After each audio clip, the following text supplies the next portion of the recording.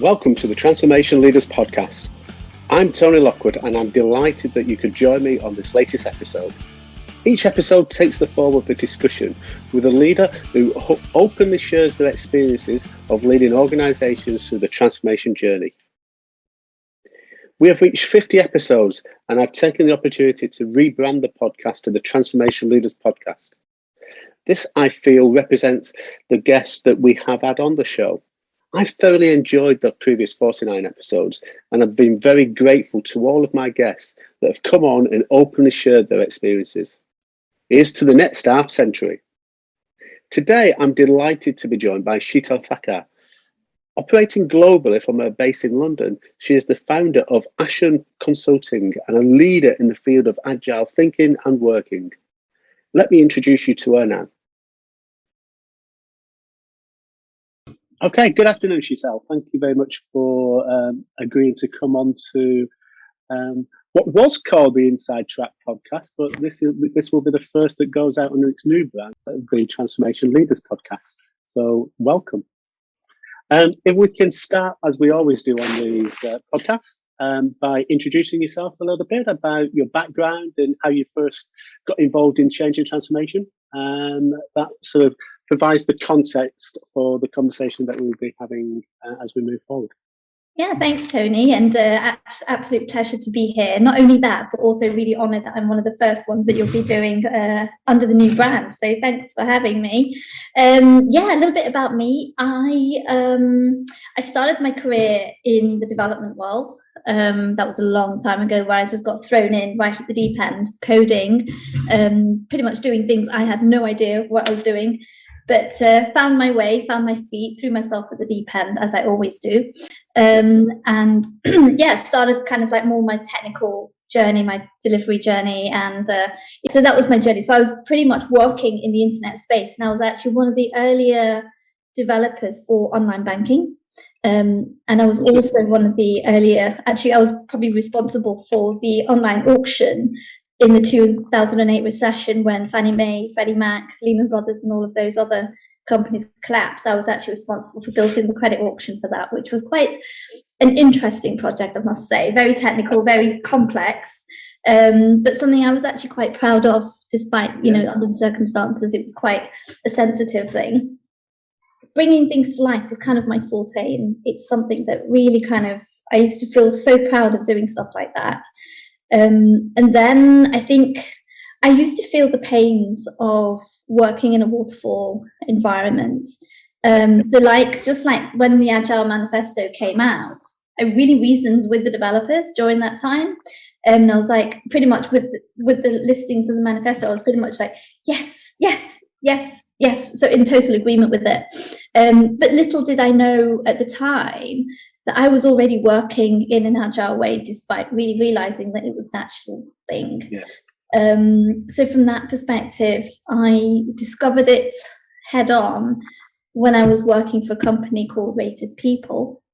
Right. There they were working in a Kanban fashion. And I was like, oh my God, this is just incredible. What's going on here? And there was, it's an agile strategy. And at the time, I just knew agile as a buzzword. I didn't know it as much more than that. But then I was dropped into a contract in France, and they were talking about converting and transforming to agile ways of working. And I put my hand up and said, I know how to do this. I've been agile for God knows how long.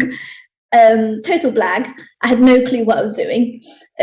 Pretty much threw myself in at the deep end as well, and helped and supported their scrum masters and their teams go more agile. And at that point, I only understood Kanban, but they wanted to do scrum.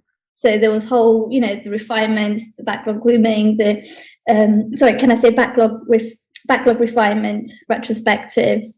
What else was there? My brain. Stand-ups, but also planning poker, and I was just like kind of literally out of my comfort zone and going, I can do this. I'll show you how to do this. So I literally took a scrum course overnight to really support them and help them, and then go back with the knowledge that I kind of captured overnight and help them transform. And the results were remarkable. The team increased in productivity, the team were happier. There was a bit of a heartbeat going on. So I actually use the word heartbeat a lot in a lot of the kind of transformations I'm doing. It's like, let's find what your heartbeat looks like. And it was a lot of kind of trailblazing, evaluating, experimenting, figuring things out on the fly. And I think that happens a lot, doesn't it? It's having that ability and that willingness to go out and understand and then start to deploy and apply with teams.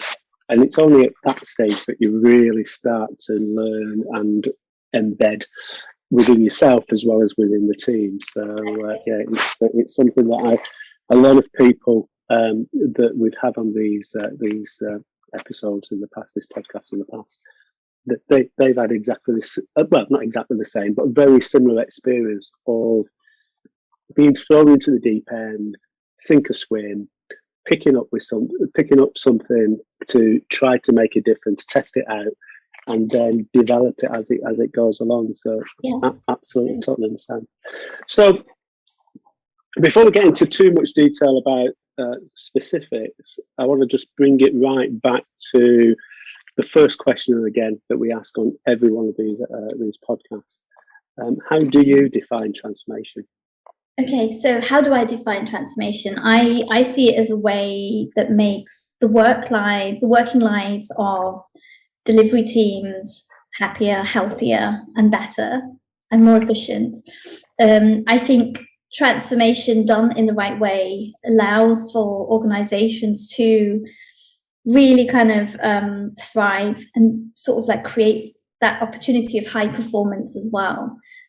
So I think transformation is something that should happen in all organizations, and I think it should be done in a way that's cognizant almost to the individuals that are actually in the trenches, sort of doing the hard work, I think. And there's got to be that kind of synergy and understanding.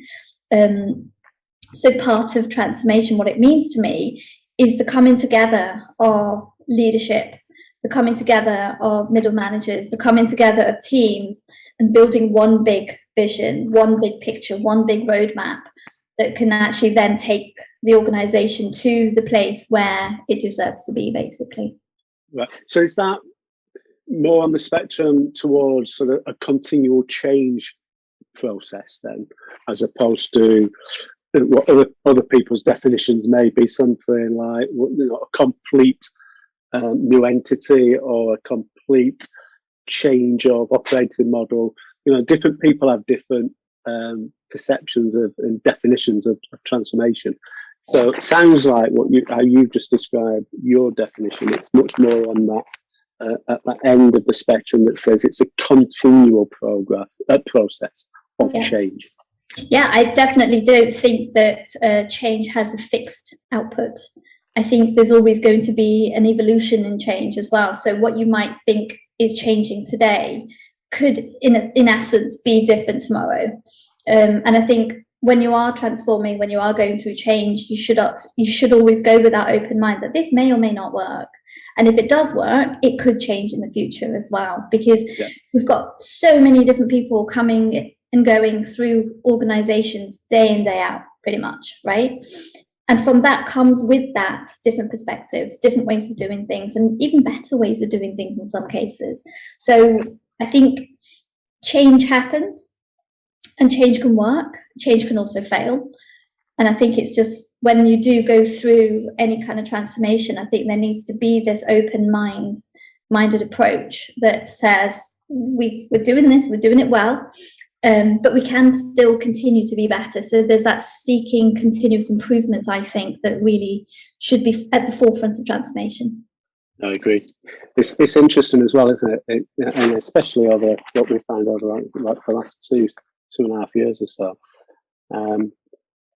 You might have a plan, you might have a clear understanding of where you're getting to, but things happen. I'll use the correct term rather than the slightly ruder term. But things happen, and stuff comes in from left field that you had no idea was ever going to happen. People that have started off a transformation in 2019 I had no idea that by this time 2 years ago, the whole world will close up almost. Exactly. And it's having that agility in the widest context of being able to take on board what's happening around you, take on board new experiences that people are bringing, take on board competitive aspects and new technologies, etc. But keep moving forward towards that end vision that you've set out to achieve.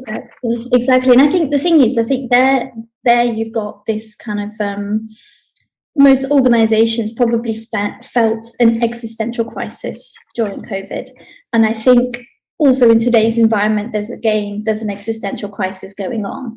And with that in mind, business agility is something that should be I've said the word front and center twice, but it should be at the forefront, purely because you've got to be so real about where you are today. And I think pragmatism also plays a big part. Because you're right, things will change. What's happening today will be different tomorrow. What's happening tomorrow will be different the day after, etc., etc. What happens in 1 year's time versus what happens in 5 years' time is going to be different. So everything is always an assumption until you've kind of got an output on the other side of it. And only then can you really validate that I've assumed that this is what my goal is going to be. Does that deliver the right outcome? We don't know until we actually put something to market. Does that make sense? Yeah, absolutely. So when something goes out to market, you've made an assumption that, okay, well, I believe that my customers were going to enjoy this particular feature of my product or my service. It's only when you go to market that you recognize that this is actually working or it's not. Mm-hmm. And by applying business agility into the world of transformation, into the world of change, but into a new age leadership as well, I think what you're getting is the flexibility around being able to pivot depending on what outcomes you see on the other side as well. And that capability to change should happen consistently. It shouldn't just be, okay, we're going to do this one change and then we're going to drop it. It doesn't work like that. Totally agree. So you describe yourself as someone that is very focused upon helping leaders redesign organizations and helping them to work better together. So just wanted to explore that a little bit further. What type of things do you do? How do you get people to work better together? So I think I come from a world, a work world where the leaders that I used to work with had no clue who I was, no clue of what the work I was doing, and no clue what outcomes I was achieving.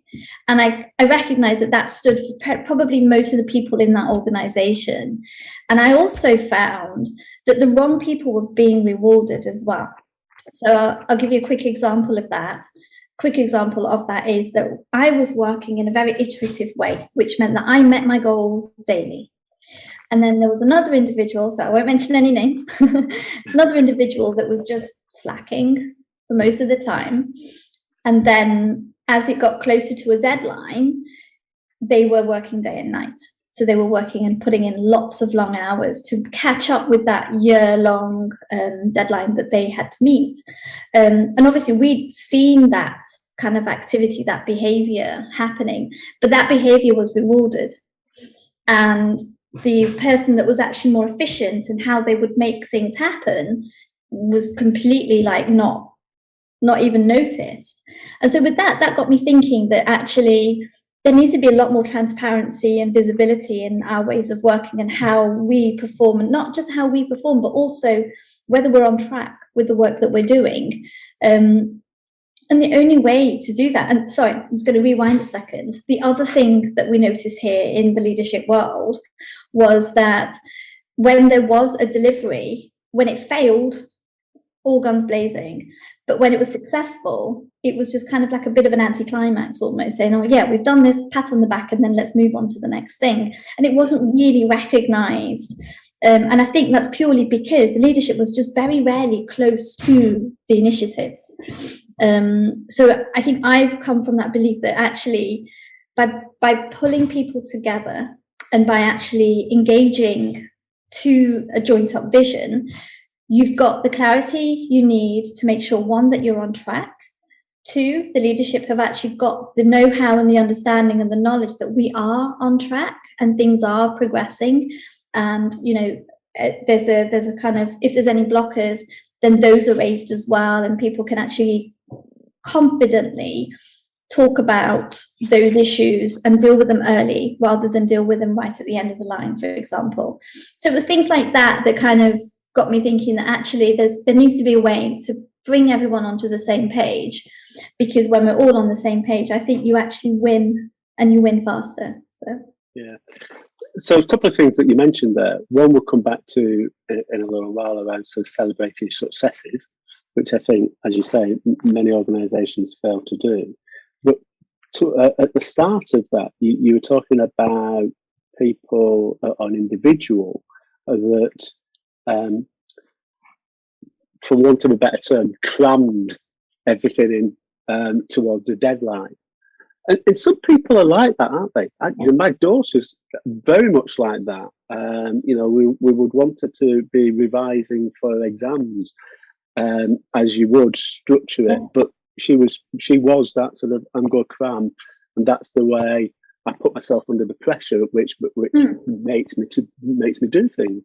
So how do you manage that, where the different personalities have different ways, and ultimately it's the outcome that matters, not necessarily the mechanism that people go through to achieve the outcome? Yeah, I think you've got to respect how people work, and that's fine. You know, it's absolutely fine that someone chooses to kind of do everything last minute versus taking their time and kind of doing a little bit of a to-do list that checks off every day.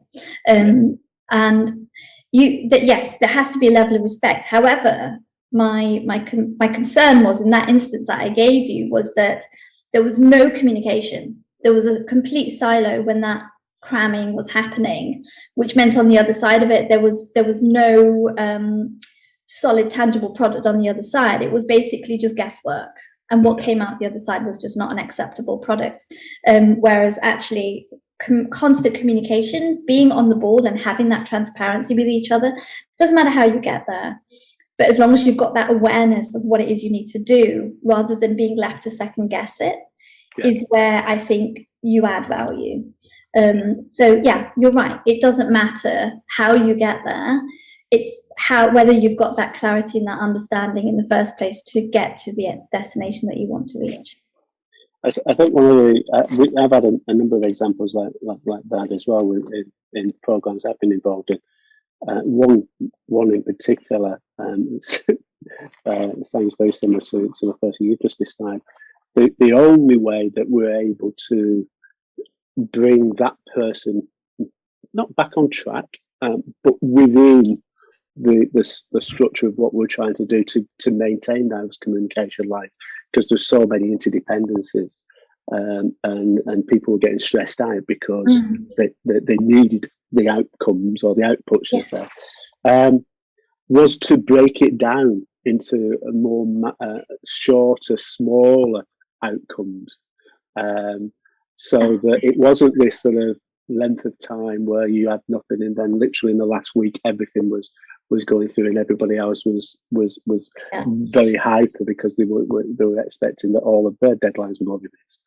Breaking it into more sort of structured weekly outcomes, and playing to that person's strength, which was they got things done, but their whole approach was, well, I just don't have the motivation to do it until I've got that absolute deadline to hit. I think that's what it was as well. I think in this instance, if I were to change that scenario, absolutely agree with you. I'll definitely break things down to a smaller chunk, to sizable kind of demands. But not only that, probably set mini deadlines as well. Maybe have those mini deadlines and say, okay, by this time we need this because of X, Y, Z. And I know that's a little bit of an anti-agile pattern, but I think sometimes you have to pivot to actually accommodate the people that you're working with.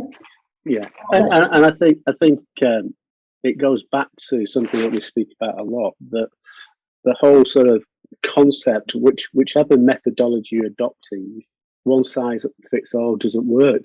You've got to adapt it. You've got to be flexible and agile. In taking people on that journey in the way that they want to go on that journey. And if you can do that, more often than not, you take more people with you. Exactly. If you try to force it down, everybody down one route, sometimes you lose people, and sometimes those people are very important people, very influential people, should I say. Yeah, you get that pushback, and that's where pushback probably comes from, is that reluctance to want to do something a certain way. And I think, just to kind of add to that, it would be, for me, it's always let people have a choice, let them decide how they're going to get there. So I've seen it multiple times where you've got the business and you've got the engineering teams, and the businesses have got their wants, but they're also telling you how to do things as well. Whereas engineers have got their own ways of the how. And that's where often there's a clash as well. So I told you that's not how you do something, but actually the business should be like focusing on the outcome over the how. And that's another sort of thing that I kind of like to introduce to sort of like the leadership side of things. It's like, okay, you know what? It's okay. Focus on the what. Focus on what it is you want on the other side of it. And then leave it to your people to do the how. Let them decide, because that's what you've hired them for in the beginning. That's their skill set. So allow their skills to thrive like that. Yeah. And that's a little bit lean type of methodology, isn't it? I've done work in factories and having the ability to allow people and in different parts of that sort of factory process to identify the issues themselves and resolve the issues themselves, and give them the tools and in many cases a little bit of money, not a lot, but a little bit of money, just to start thinking about different ways of working and resolving it at a local level. And some of the things that have come out of those activities have absolutely transformed the wider factory performance, because you've just allowed the person that was experienced in the issue to come up with their solution. Exactly. And then you test it, and then you validate whether or not it just resolves their issue or whether it can be applied elsewhere. And those that can be applied elsewhere can deliver significant value. Definitely. This is it. And that's that kind of culture of seeking value, both internally and externally, I think is something that can often be missing. And that's another thing that I like to introduce when I am kind of spending time coaching with the leadership, that it's value focused, and that value focus doesn't necessarily equate to monetary outputs. There's a bit more than that. So, the outputs are not just kind of financial gains, but there's also, the morale of your teams and your people, the productivity levels, how the outputs versus the input, so to speak. And there's so many other factors that you can kind of measure success with. And it's not just going to be financial, basically. Yeah. A lot of the transformation programs have got a financial value attached to them, some of which are quite short term, but many are over multi-years. Mm-hmm. So just coming back to something you touched on earlier, how do you go about ensuring that the programs that you work on have got that sort of constant focus upon value delivery, both short term and long term? So before I start any engagement, I focus on the definition of value. It's the first thing I do. And I get that clearly defined, clearly articulated. And then that becomes the focus as well. So that's kind of becomes your North Star, so to speak. Yeah. So that's how I would actually start at any kind of conversation. It's almost like, okay, so what does value mean to you? Yeah. And I kind of start with individuals, and then go into the groups, go into the teams, go into management, go into like kind of wider groups, go into organizations. So I ask that question at different levels. And what you look for is kind of like the common high value qualities that are coming out. And we use that as a North Star. So it's kind of like the process of elimination a little bit, as what value means for everyone. Or, then kind of bring it back to the leadership and go, okay, this is what your people define as high value. And then let's see how we can then design your initiatives to focus on that particular value. Because when you do focus in that manner, your success rates do tend to go upwards. So, you know, it's hard to measure sometimes, but it's almost like there is a guarantee there. If you focus on the right things, you will get the right outputs and the outcomes. And do you break those down again into short, medium, long term? Yeah. So that you get in that sort of constant achievement buzz, I suppose, comes back to that celebrating success that we spoke about earlier. Yeah, absolutely. It's got to be broken down into sort of like sizable kind of visual goals, or could be done in the form of KPIs, or but it is, yeah, you kind of break it down into sizable outcomes, or epics even, you know, at high level. And so you've got something defined, and then you can sort of decide which one's going to come first as well. So I think it's really important to kind of decide which particular outcome you're seeking, and where are your quick wins, but also where are your long-term goals going to be as well, and how we're going to achieve those and break those down further as well. Yeah. And just going back to celebrating success, what type of things do you do to celebrate short and long-term successes? Good question. I think most of the time it's celebrations where you get together with the people that you've worked with, and you go out for dinners, or, you know, you go out for drinks afterwards to celebrate. That's a very common thing that we do. But I think another way of doing it is kind of do a frequent celebration. So look for quick celebrations. What did you achieve this week, and what can we celebrate this week? And it's almost kind of finding things frequently to celebrate. And we can do that in many different ways. It's almost like kind of like, you know, share a big message with everyone, or it could be, yeah, let's plan a weekly dinner, like we all get together, and there's that element of bonding that comes into play there as well. So you start to get to know people you're working with quite well. And I really disagree with any leadership that says, no, I don't do celebratory dinners with the people that work for me because I'm too high up. I'm sorry, but you need to be with your people, because that's where you're really going to learn whether they're going to be the right people for delivering what it is you need anyway. And these people are like having that strong bond, having a good relationship with the people that you work with, I think is essential, because I think it's also essential to your own success. Yeah. So by building such relationships, you've got that rapport, you've got that level of respect, you've got that kind of loyalty almost that kind of kicks in. So I think it's really important to celebrate success with your people rather than do it on your own separate, or just kind of not recognize anything at all. Yeah, I think it's that personal recognition, isn't it, is important. Absolutely. But public recognition, and of just, as you say, if it's a director of an organisation that's coming out and sitting with you in breaking bread and celebrating what you've done, there's that. It gives you that lift, doesn't it? I remember early on in my career, we were doing a big transformation program in one of the banks, and that was the mentality that we had, where senior leaders within the bank that were, you know, maybe 6, 7, 8 layers above the people that they were having dinner with would come out, and you got to know that actually they were just another person. Exactly. So it broke down all of the typical barriers that you have in a hierarchical organisation, and you could have a really normal conversation with them.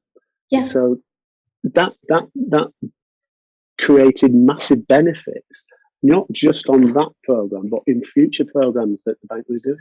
Yeah, not only that, I mean, it also, you know, like, I don't know, I've been looking at Glassdoor, for example, recently, and you kind of like, you've got that little tag that says, would you recommend the CEO? How much would you recommend him? And the thing is, I think CEOs who do interact with the people are probably more highly recommended than those who don't.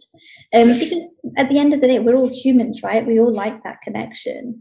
And I think connection is actually so important to your own kind of purpose. Is that right? The right word to use? I think it's, you know, if you've got a purpose and you've got people supporting that purpose with you, you're going to win naturally. Yeah, absolutely. Yeah, it's you can't just go out with a purpose and say follow me. You've got to go out and engage with people and give them a reason to follow you. And if you can get that on a personal level, that you've got that rapport with them, people will follow and really climb mountains for you. But if you don't do that investment up front, you'll never get them. You're lost right from the beginning. I think another thing that you kind of touched on there is the idea that help, when you see people struggling, just help. It might just mean just kind of like a nudge in one direction or the other, and it might just not need more than that. Yeah. But I think just a little goes a long way. And, so it's not just kind of staying and being there to celebrate the successes, but also being beside you during the adversities as well. And sharing those adversities in a way that kind of, one, reasons with yourself, because you can't be fake. That's just no-go. You can't pretend to do these things. You've got to really genuinely feel them.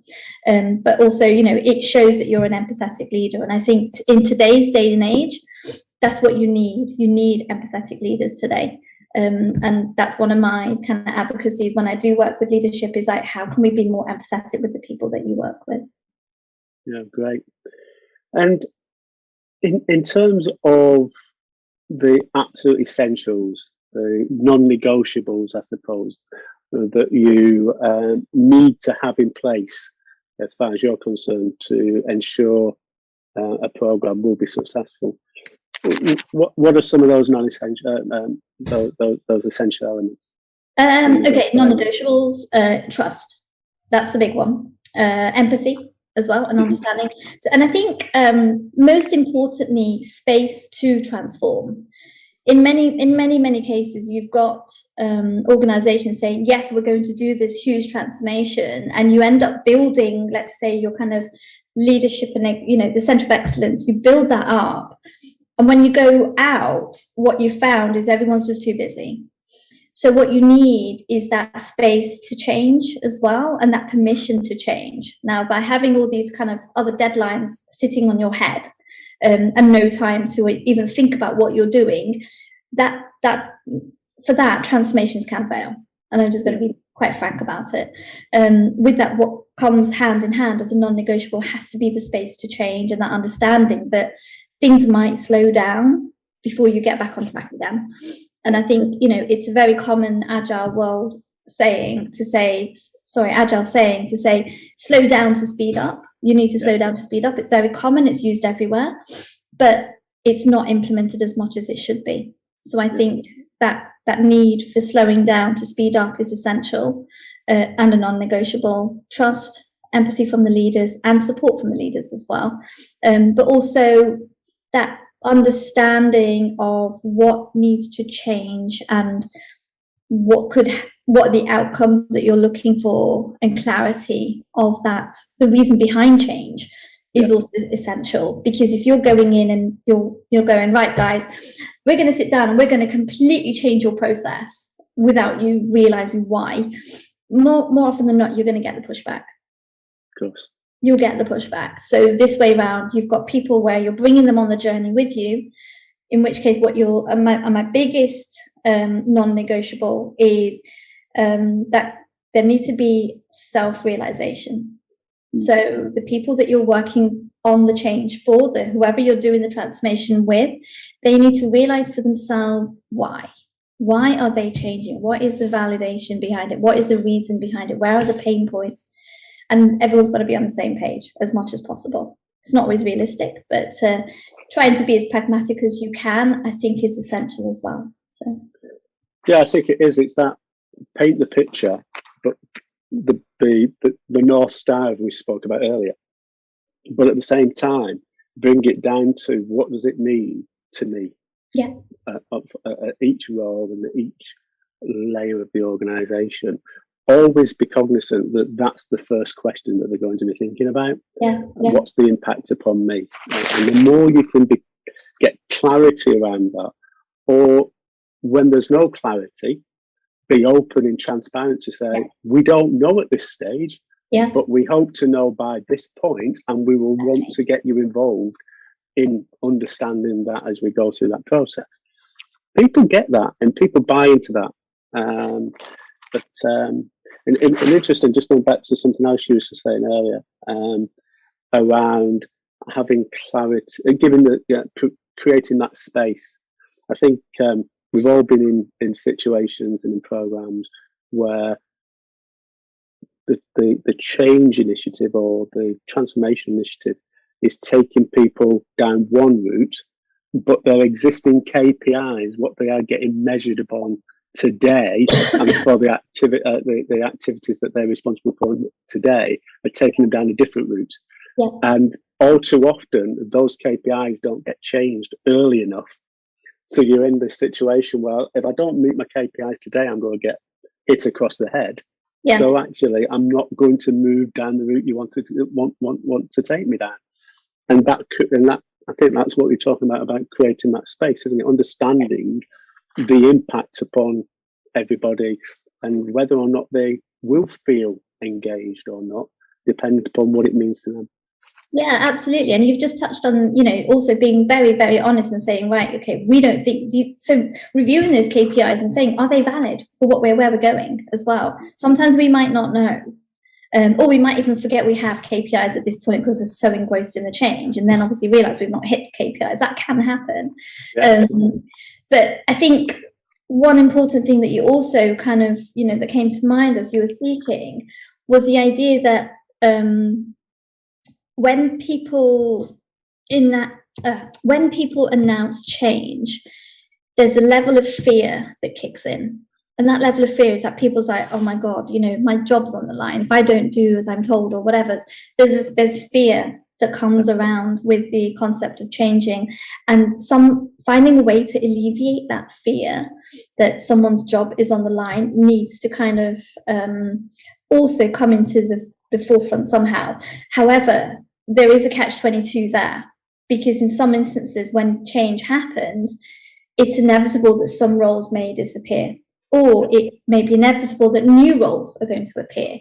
And that is a natural part of transformation. But it's how it gets handled and how individuals are supported is absolutely essential. And that fear somehow needs to be mitigated first and foremost as well. And can you give a couple of examples of what you do to alleviate some of that fear? Yeah, so I think first and foremost is have that hard conversation with the leadership and go, okay, this is likely to happen. So in some cases, it might be that you've got teams of, let's say you've got a delivery team of 20 people. And the realistic thing when you are going to, let's say, go down and building, I don't know, a scrum team or something, or building and reducing the numbers in the team, you've got that kind of risk where people's jobs are on the line. And I know I'm talking about something quite difficult here, and I'm sure it might be something difficult to listen to, but it can happen. Now, the way to kind of alleviate that is, one, let people know that be honest about it, but not just say, okay, this might happen and leave it at that, but kind of go a little bit above and beyond and say, okay, look, we can either support you with training. If there is a new need for a new job or a new role, then we're going to support you anyway. So it's that guarantee that we're not going to let you go, could be one thing. Or it could be that, okay, everyone is going to be in a position where things are going to change. Some people will probably need to move on, but actually provide some kind of support package to go with that as well.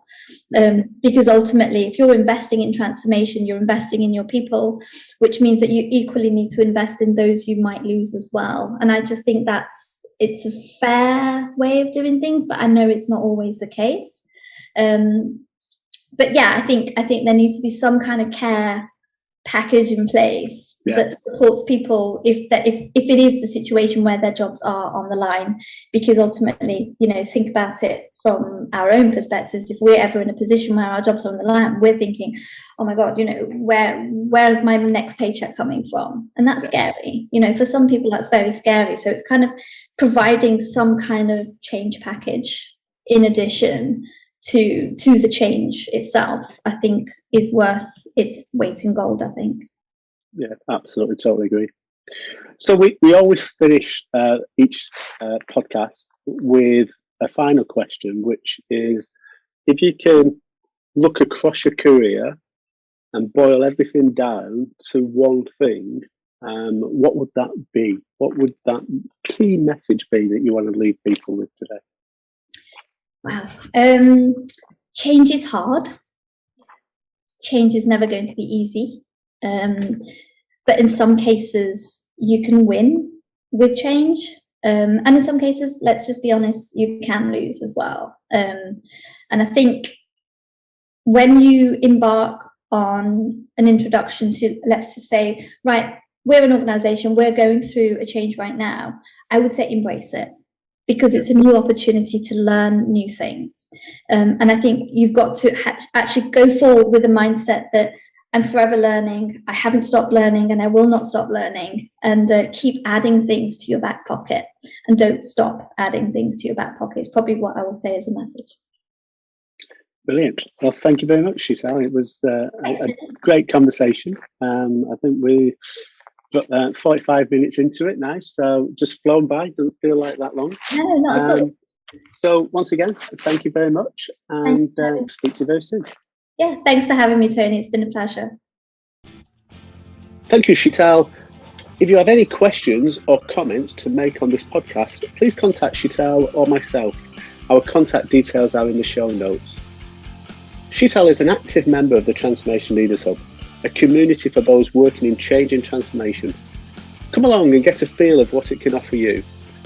We host regular networking and weekly roundtable events. Check us out on the website www.thetransformationleadershub.com. For those of you who have listened to episode number 49 and was expecting a different discussion today, apologies. We have to rearrange the session that I mentioned. This will be released in the coming weeks. See you next time.